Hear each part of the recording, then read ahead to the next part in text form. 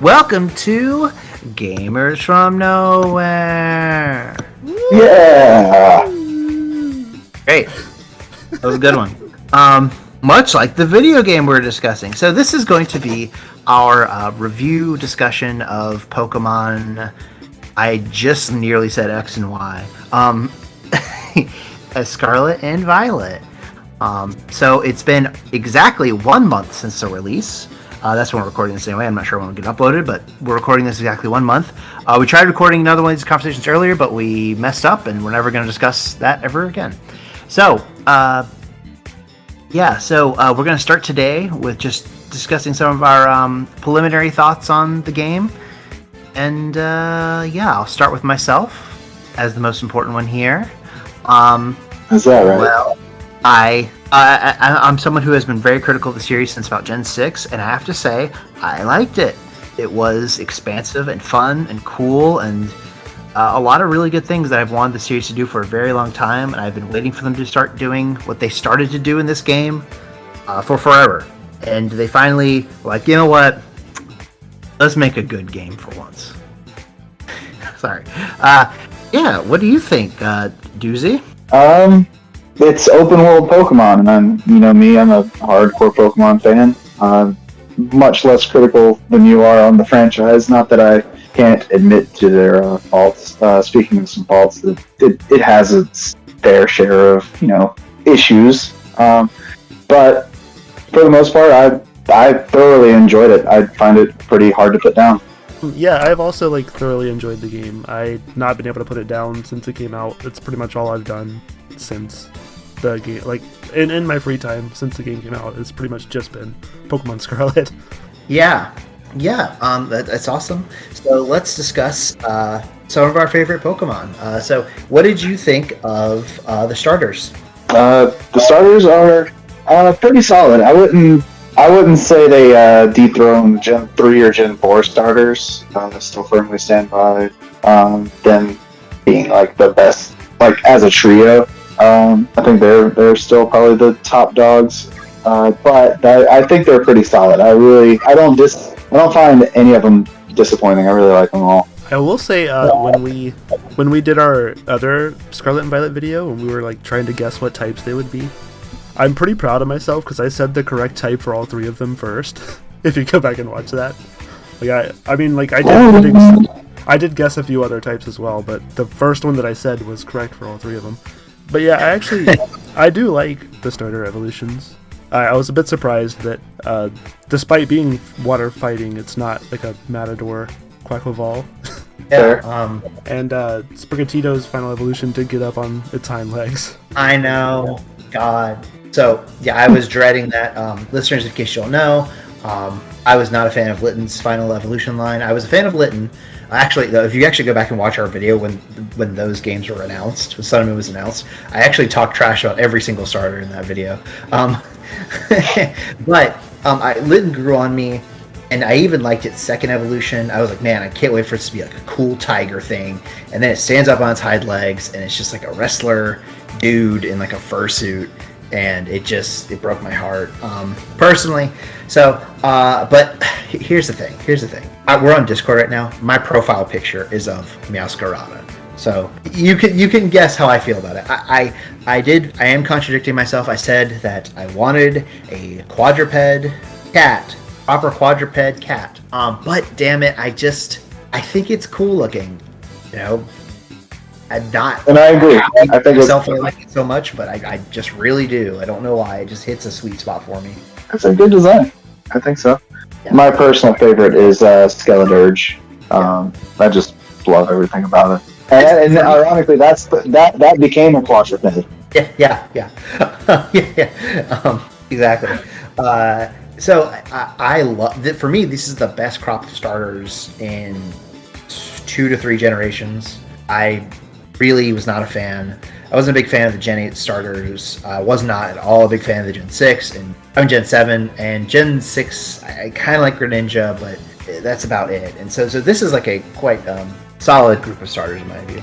There are things I like about all of them, but yeah, obviously Meowscarada is my favorite. All right. Valid. Okay. Cool. Do we have any? Do you have any particularly favorite designs from this generation of Pokemon? Overall, starting with the legendaries, I think they're both really cool. Right. I really like that Primate got an evolution, Annihilate. I really love its name, and this design is super sick. And plus, it's got a very interesting, lore behind it. So that's a top pick for me. I love the little Mega Man dudes, Armarouge and Saraledge. I think they're both really cool. And just some more of my favorites are Houndstone and Greavard. And I really love a lot of the Paradox forms, namely Roaring Moon and my favorite one, whose name I can't remember, Iron Thorns. Iron Thorns, yeah. I'm pretty much like 100% one-to-one with all of that. I love those Pokemon as well. I might not like Houndstone quite as much as Doozy does, but I do love like also Kilowattrel and like even the Titan Pokemon like Cloth and what's that freaking Iron Snake guy? Oh, Orthworm. Yeah, Orthworm. Like they're doofuses, but I kind of love them. At the same time though, there's several Pokemon that were introduced in this generation that like don't change much when they evolve, aside from getting a little bigger. Like Pawmi, the Pikachu clone this generation actually evolves. And the first time I saw its evolution Palmo, I thought it was a shiny Pawmi just standing out. Like it just looks the same, but a little bit lighter in color. And but on the other side of that coin, some Pokemon change so drastically. Case in point, Flittle into Espatra. Yeah, I could not have guessed that one. Anyway, what about you, Garrity? I like Meowscarada. Let's move on. You don't like any of I would have never guessed, to be honest. What about Clodsire? Clodsire's our buddy. He's just a little guy. Yeah, that's true. I want a giant life-size plush of Clodsire. That would be sick. But yeah, a giant life-size. All right, let's talk about some of the features of this game. All right, so it's open world. Do you think they nailed open world here? New open world games. I'll speak for myself. There's some of my favorite games and some of my least favorite games. So recently I just finished Elden Ring not too long ago, and I did really enjoy the game, and I enjoyed the open world, much like Breath of the Wild. And you both have heard me harp on this a lot. I've kind of got tired of this sort of not quite post-apocalyptic setting, but kind of this desolate setting, right, where everything's trying to kill you. There's kind of this idea of like an evil that's sort of pervasive in the world and is slowly corrupting things. And for me, it was a breath of fresh air to just not have an open world with that as a major theme.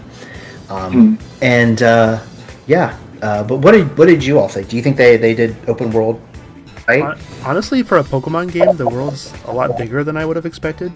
Like, I think it has a lot to offer, just exploring around and seeing what Pokemon are here or there. I agree. The open world is the map. I tempered my expectations with it. I just felt like that with Game Freak launching their first official open world game, I felt like it would have been a little smaller compared to, I guess, some other open world games. But I was pleasantly surprised to see that it is as expansive as it was or is. Yeah, so we just got Legends Arceus right before this game, and I thought it would be more similar to that, where each area is kind of like just this enclosed space, and you have to like travel between them, or at least have a load zone between them. But the only load zone in the game that the only major one is when you go to Mesagoza, the town with the academy in it.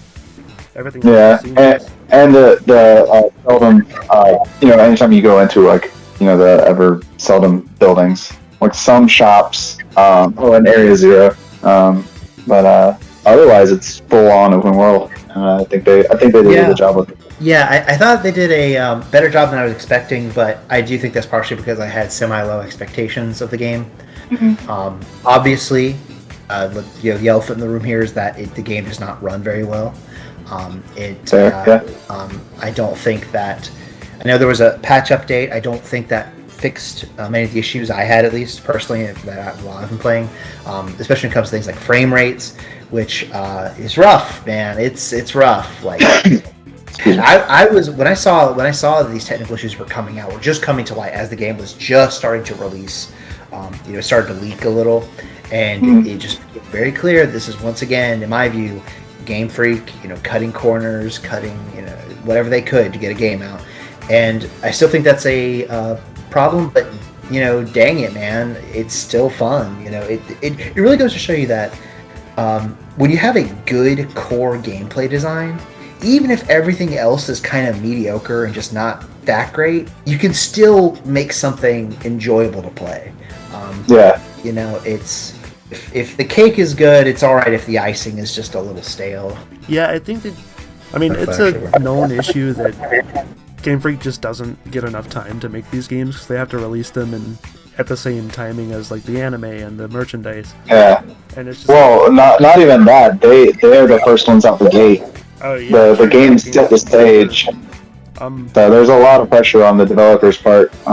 But yeah, it has its issues for sure. This one just needed more time in the oven, and I hope we continue getting updates that'll continue improving the game. Because it is, I mean, it's not unplayable by any means. You will encounter like things like it gets sluggish in certain areas with a lot of Pokemon or a lot of water. Like you get pop-ins or like dropped frame, but I mean, it's not unplayable. I still thoroughly loved the game. Yeah, you speak for both of us, if not all of us, for that. There's actually plenty of games that I think I don't think are graphically super impressive or don't have great optimization, but I still love. Some of my favorite games are those kinds of games. They just have a strong gameplay loop, and this game does. I will say, I do think that between us, the three of us, I think you guys are just bigger Pokemon fans, and which is why you guys play it a lot more. So I do wonder if maybe I would play it even a little bit more if that stuff was optimized a bit. But it has not detracted from my enjoyment overall. Yeah. Well, part of the reasons we at least seem to be bigger fans is that we are both shiny hunters, so we kind of can't help but just dump most of our free time into the game now. So yeah, there's that. But I do think these games have strong replayability. Even shiny hunting or not, I think like there's much to be done. I mean, post game you've got the gym survey thing or whatever, then you've got the tournament battle tower system. You can catch up on the classes you didn't do during the game, like I. Yeah, you can actually go to school for once. You can and the raids, picnics, just the vast multiplayer stuff. Just I don't want to delve too far into any of that because we'll probably get to talking about that here soon. But strong replayability. Let's go into let's go into things like what about another feature? Let's go into auto battles. How often do you guys use auto battling compared to the normal battling that we do? It's not called auto battling. What's it called? I mess up the Let's go. Yeah. Yes. So how much did you use it? Did you find it to be incredibly useful? So since we did just cover that Doozy and I are both shiny hunters, one of the main ways to do shiny hunts in this game is with outbreaks, and like what happens with those is a bunch of the same Pokemon will spawn around you, and you have to, like, if you want to improve your chances, you have to KO 30 or 60 of them, and the fastest way to do that is with Let's Go. I actually did really love using Let's Go in the star bases too, even though it doesn't give you any experience in that specific scenario. That's a bit of right, and in such cases you are basically required to do it. Yeah, I mean, I just thought it was a fun way to, like, it's a fun new way to experience Pokemon that you don't actually have to do, but you can. Yeah. I agree. Admittedly, most of my usage so far has been shiny hunting. I didn't use it too much outside of the star bases, but I did use it from time to time, and I do enjoy it. I think it's a really cool, nifty feature. It's nice. I have mixed feelings on it. On one hand, I think it's great that we have the ability to actually do this, because I think it's silly that we have to run to a Pokemon, get the battle, kind of moves into it does kind of zoom in now instead of doing some of the more theatrical parts of the battle animation, so it doesn't waste that much time. But there's still a little bit of time wait. There's still a little bit of a cutscene of you throwing the ball, the Pokemon coming out, and this is a good way to sort of bypass a lot of that. That's like one obsession of mine is I don't like. we really do come from two different schools when it comes to gameplay, I think, because I think you guys, when it comes to shiny hunting, the emphasis is on taking your time, making sure you find the shiny, making sure you don't miss anything. Whereas I speedrun games, I speedrun games for Pokemon games for fun, so I'm always very cognizant of like, this is taking way too long. Why is this animation here? Why is this here? So it's a good way to bypass some of that for grinding purposes. Yeah. But I think, sorry.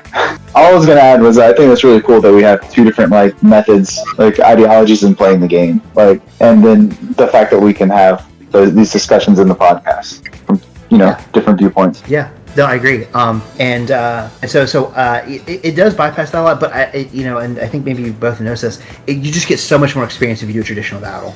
Throw a lucky egg on your Pokemon, do some traditional battling. Your Pokemon just skyrocket in level. It's really especially if you do a picnic and have a sandwich or meal power for experience boost. Then you get even more. And of course you do get like trainer buffs as well if you fight trainers, which you don't have to do in this game. Yeah. Right. So in some ways it kind of nullifies the sort of overall convenience of it a little bit.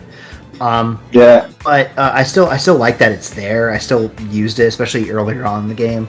I did enjoy that. I think it can maybe be sharpened a bit. Just maybe increase experience in some ways, or maybe have some sort of item that helps experience when you're doing Let's Go battles, something like that. Yeah. Hopefully they don't itch the mechanic like they do sometimes. All right. Right. And obviously the mechanic can be smoothed up around the edges a little bit when it comes to depending on your terrain. Like if you're on like a slant, some kind of hill or whatever, it's very difficult to get your Pokemon, your lead to actually, head towards the target and engage it in like the quote-unquote auto combat. I have to reset my Pokemon in Let's Go quite often, even when I'm on flat ground, because they just give up on attacking the Pokemon around you for no reason. Yeah. All right. Let's talk about there's some of the core gameplay stuff. Let's talk about the story a little bit. So story stuff. I thought this was a much stronger story than what we've had recently. I thought Gen 8 barely had a story. It kind of tried to sneak one in, sort of at the last chapter. It's like, all right, here's it definitely feels like they basically finished that game. They're like, all right, so and then basically they took it to the president and was like, oh, we're almost done with our game. They're like, oh, how's the story looking so far? Story? Yeah, there's like lore, there's a background or backstory stuff, but like you don't get to see any of it. It's all off screen or in the past. As I said before, my favorite moment is when Leon fights like a Gigantamax, like wild Gigantamax Pokemon off screen. And then there's like a newspaper article, and that's the one thing you get to see about it. You don't get to see that. But yeah, I do think Scarlet Violet improvement to that for sure. That's just saying the least. Yeah. Yeah. So I thought it was better. I liked it more than I liked the whole Lily thing in Gen 7. I kind of like Lily in some ways. I kind of warmed up to her, but overall, I just didn't think it was that was very well executed. It felt like Lily's journey, not my journey. But it did kind of feel like we were the bodyguard in that. We were just kind of tagging along as the bodyguard. Yeah, and Gen 6 at least kind of foreshadows the story in that one a little better. But I didn't like Team Flare. Maybe my least favorite evil team. One of them. Even more than Team Yell in Galar? No. Well, as far as evil teams, they're lacking, but Team Yell is not an evil team. Yeah. They're a nuisance. That's all. Yeah.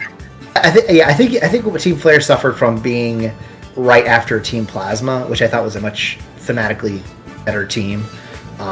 Agreed. And so I felt like this one, I gotta say, it's kind of choreographed ahead of time. Something weird is going on. Yeah. By the way, if you're listening to this and you don't know the story, I recommend stopping now because I'm going to start spoiling stuff. But it's kind of one giant. The Game Freak kind of pulled the wool over our eyes here. They tricked us. Game Freak succeeded in tricking us into thinking, okay, these are the two professors we're going to be working with, right? I mean, yeah. Part of the reason I got Scarlet was because I wanted to work with that professor. Sada, yeah. Sada, yeah. Yeah. And that's not quite how this plays out. I remember when I was playing Midway Playing. I remember I said to you guys, I was like, "Have you guys met the professor yet?" Yeah, I remember you asking that. I mean, kind of. You see her on your phone in like a still image. So yeah, I had a phone call with them. Yeah, it's like yeah. So it's weird. It kind of gives you this breadcrumb trail that something's kind of amiss, and then it kind of goes into almost a I don't know, almost has like a slight, very very slight psychological horror thriller vibe to it, like you descending down the meteor and seeing these like mutated, well appear to be mutated Pokemon. They're not actually that, but that's what you kind of have this really mysterious feel to it. Yeah, they're very. You're surrounded by very aggressive Pokemon that resemble Pokemon that you're familiar with. Yeah, but they're not. I will say Area Zero isn't what I expected. Oh, sorry. No, and I just want to say and I thought your companions. I thought the idea of taking your companions, the people you worked with, going down into Area Zero with them was an interesting twist on it. It felt like that helped bond me to these characters a lot better than something like in Gen 7 where they kind of force feed cutscenes of you and Lily hanging out. Like, no, you're definitely friends with her. It's like I guess. Yeah. I'll say I'm kind of like on the fence about how they did the dialogue in that segment because it kind of just pops on the screen while you're running and it goes pretty fast. I missed a few parts of it. You know what would help with that? All right, how do you guys feel about that? I know where we're going with this. Oh yeah. But, I'm pulling the lever. I'm changing the track. I'm switching the track so this train's going in a different route now. One thing I wanted to say first before we continue on is that Area Zero isn't quite what I expected it to be while playing the story. I thought we would actually go back in time or actually go to the future, but it's just like this big, beautiful, like waterfall-y mountain place. Dude, it is. Oh, yeah. That place is a vibe, though. To be honest, it's It is so nice. Yeah. Some Valhalla shiz. Yeah. Without going into it, I do think we maybe should just mention that. The reason why we were probably going to move the subject here is because we have a slightly contentious disagreement on the issue of voice acting. I think Shane and I are... Oh my god! Okay. Sorry. I'm not gonna... We're not fighting. Oh no, I'm doing it for content. Okay. But we just have a slight disagreement on that. Shane and I are advocates for voice acting in these games, and let's just say Dustin feels a bit different about that. A bit. Long story short, Shane and Garrity and everybody else on the internet want voice acting, and Dustin, however, is correct and doesn't want it. Yeah. Okay. All right. Anyway, I'm glad we resolved that. Yep. But actually, speaking of dialogue, and this is kind of one other little thing that bothers me, is that I think that the game, as someone who likes replaying games a lot, I do think there's just too much damn dialogue, like at the beginning, almost near the middle of the game. It's just, if you recall, you start the game, you go to the not professor, you get your starter, you have to talk with Mona, you have to battle her, then you have the legendary comes down, and then you have to follow the legendary, and then you have to go to the first Pokemon Center, and then you go to that first open area where Nimona tells you to do all this, and then you finally get past that. Then you finally get to the school, and that's just like cutscene, like just dialogue, over and over and over and over and over and over and over, and then finally, you're able to ride your legendary and kind of go where you want to go. But it's I just think that will hurt the replay value some. I do know there's an option to skip cutscenes. I have not used it yet, so I'm not sure how much it allows you to skip. But I'm hoping, for me at least, as I was experiencing just the sheer amount of stuff that had to be done there, I was like, God, I don't know if I'll be able to, because my biggest fear, is that it'll be another Sun and Moon where you have this opening cutscene that just does not end. Yeah, I want to address one thing. A little while ago, I praised replayability in the game. I do want to clarify that I was speaking in terms of finishing the game and then just continuing to play it like post game. Right. I can't really disagree with replayability in terms of starting over. I do feel like that would be tedious. It's definitely a slog at the beginning, like all these games are. Yeah. Right. Yeah. So yeah. So just wanted to clear that up. Yeah. Cool. Let's see. On the topic of like meeting your legendary near the beginning, it's never explained in the story why, or at least I don't remember it being explained why the legendary ended up on the beach or like washed up. Because wasn't Arvin supposed to be like taking care of it? I know he doesn't like it very much, but he was, but they did explain that he had at one point gotten into a scuffle with the more aggressive, spoilers, there's another one of your box legendary corresponding Pokemon, the more aggressive, powerful one, and then they fled, and I'm assuming that's where they landed upon fleeing. See, I thought the scuffle thing was like during the professor's time, rather than Arvin. I maybe misunderstood that story a bit. Yeah, for me, it just kind of all the pieces kind of fell into place. That's why he was weak. He lost all of his abilities and stuff because he kind of got his ass beat. I would say. I'm just imagining like the Spider-Man 1, like the school bully there. Yeah. Hey Parker. Hey nerd. And he pushes his books down and like pushes him up against the locker. What's his name? Spike. Is that right? No, Flash. Flash is his bully. Yeah. Okay. He just shoves him into a locker. In this case, the locker was the beach. Yeah. Go to the beach. Let's see what else there is to discuss here. Okay, so one other thing that bothered me about the story, and I've mentioned this before, is that I feel like though they mentioned this line, and I almost wish they just went back and erased the line because it would resolve much of the issue I have with it. But there feels like there's a non sequitur because the issue eventually becomes you have to fight the AI version and destroy the time machine of this thing. But she mentioned, or in my case, she mentioned that it's a disaster that these prehistoric Pokemon are here, and we have to keep them in Area Zero because they will just wreak havoc on the natural ecosystem. And I get why we can't fix the issue because the game wants to give us the opportunity to catch these Pokemon, but I think okay, we might have to actually check, but I'm pretty sure at some point she says something like they're stuck in Area Zero. We can't let them out, but they won't be stuck here forever. They could still get out. Like they won't be stuck here forever. Like she mentions that they'll like break through the wall or they'll climb over it or something. Yeah. So and that's unresolved. Like they're still there. You defeat the AI, which great, but that critical issue is fundamentally just kind of laying there, and it's never resolved. And it always bothered me because I was expecting another more to the story. I was expecting some sort of solution to this problem, and then the game just kind of throws his hands up and goes, "We'll have fun kissing, boy." So it's not even clear. Oh, sorry. No, you're good. I think you were going to start saying something before me. Go ahead. Well, it's not even clear what state the time machine is in by the end of the game, because like the AI sends themselves back in time or into the future, whichever version you have, and then they take the book that has the passcode to use the time machine with them.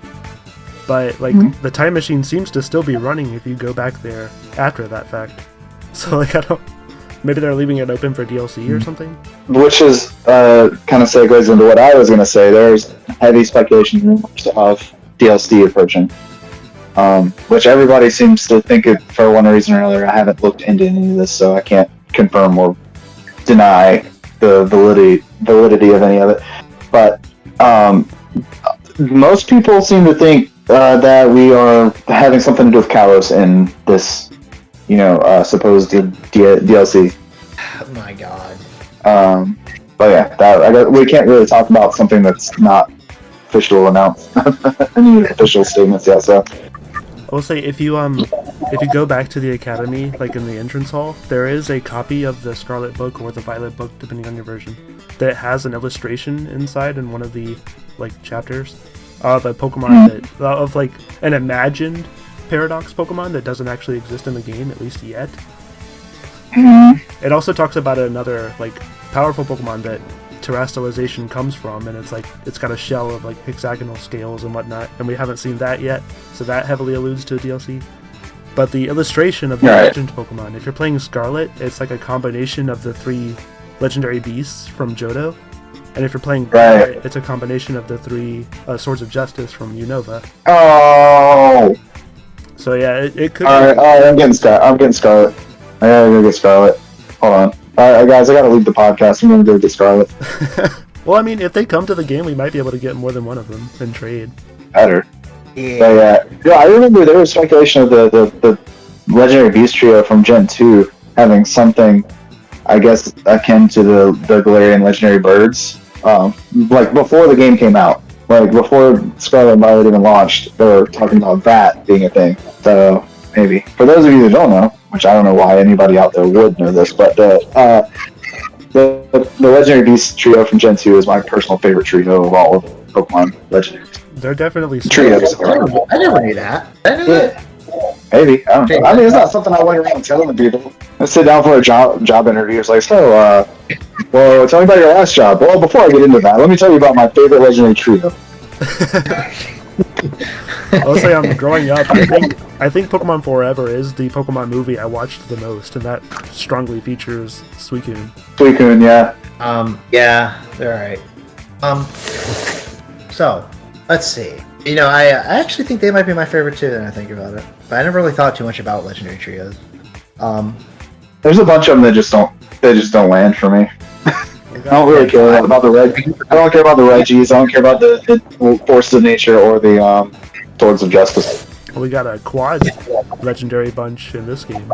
Yeah. Oh, and in Gen 7. All right. So, do you have any other thoughts on this game? Well, we didn't talk about multiplayer yet. Oh yeah, there's co-op. Yep. Anyway, thanks for watching. I do love how like non-restrictive co-op would be. I think we talked about in the previous video that or at least I think I predicted that it would be restricted. There would be some sort of like limit to what we can do, but I'm pretty sure you can play the whole game online if you wanted to once you get to the first Pokemon Center. Like everyone can go off and do their own thing, and it's fantastic. That's what like co-op in an open world game should be. Right. Now, of course, there's some every once in a while you get the connection stability issues, but hey, either leave autosaves on or just be a very like consistent manual saver, just to avoid any tragedy that may befall somebody. But I think it can benefit from some improvements though, as great as it is. Like if there was a system added where we could battle trainers and or wild Pokemon together in doubles format. Cool. Oh yeah, because doubles is only really in the Ghost Gym. Yeah. And I think you do like Wi-Fi battles and stuff like that. You can set it up, however. But as far as just playing through the game, you don't really encounter double battles that much, which I was completely fine with, because one reason I could not get through Pokemon XD Gale of Darkness that Shane so graciously let me borrow years and years ago is because of the oversaturation of double battles. When after like an hour of playing, I realized, oh crap, all of these battles are going to be double battles. I was like, no. And you need like 48. Take your game back. Yeah, and I had to delete everything on my memory. I remember that being a hard time for you. Yeah. Man, that sure was a dark time. Yeah, but yeah, multiplayers are fun. It's smooth. It's great. Yeah. It can be improved, but it's good. It's better than it's literally better than anything that's come before, like by far. Yeah, and it's way better than I anticipated, which I think what Shane was also getting at too. I will say one thing that's very weird about it is that like if you're playing with another player who has the opposite version and you're near that player, you can see their spawns. So like if they have a version exclusive Pokemon near them, you can see it in your game and catch it. Yeah, which I think that's sick. I thought that was really cool. Because I had previously assumed that it would be based solely on whoever's hosting. You know, The only downside to that is you can't see each other in Area 0. You can still see the spawns, but you have to be in the same location, and you can't see them in your game. Like, you can't see the other player. yeah. Which I guess kind of makes sense, just because of the whole like differences in the story. One's, you know, revolving around the future, one's revolving around the past. Yeah. But still, Agreed. Alright. So, let's, that's it. Ready to close. I do have one more kind of minor, kind of like is kind of a newish complaint actually.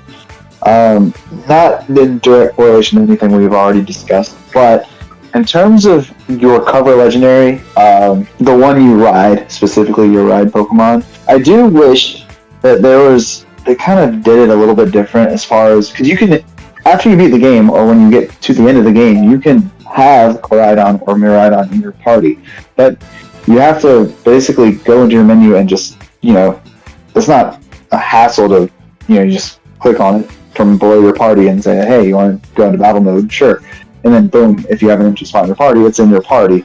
But I wish it would be automatically removed from your party whenever you just, you know, hit the plus button to ride around, because that's so essential to playing the game. So there's so many times where I'm like, got hop on Miraidon, right over to a raid crystal, click on it, I'm like, oh, I want to battle this, I can use Miraidon. Oh wait, no I can't, because now he's in bike mode, you know? Yeah. So that's kind of annoying, having to constantly, like, take him in and out of your party, you know? Have you tried cheating? Chain play missing no music. Yeah, you can cheat. That's all you need to know. Are you still able to, even after the 1.1 update? Garrity is talking about, to clarify for the viewers, is that there was like some sort of glitch that allows you to duplicate like Pokemon and held items and such. And Garrity did that with his Koraidon, and he can't trade them, so he's kind of... Oh, you're gonna put him on blast like that? Game Freak Police is gonna come after him.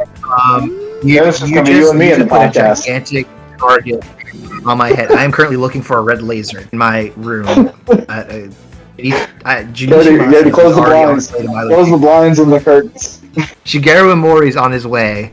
I mean, we right can just now. cut it all out. It's not on YouTube yet. Yeah, fine. No, I want this to be in. I want them to hear me. Well, even cheating, technically, you don't even have to do the glitching or whatever, because you do have that other Miraidon or Koraidon. Which I don't have mine because I traded edition. And I don't have mine because I traded it with Dustin. Whoa! Oh, Who would have seen that coming? silly boys done silly-fied themselves. All right. Well, do we have anything else? I have one thing to say. Game Freak, I know you have the no cutscene option, but just heads up, I also want no animations in battle. Okay, I do not want to watch animations in battle. Just give me an option to say turn off animations. Thanks. That's all. Thanks for reminding It me. is weird. On that same subject, I would like camera sensitivity options. We don't have that in the game. So I feel like Dustin, you're and on the topic of options, you guys have the option to click that like button and subscribe button. So why don't you do that for us? all right. Bye.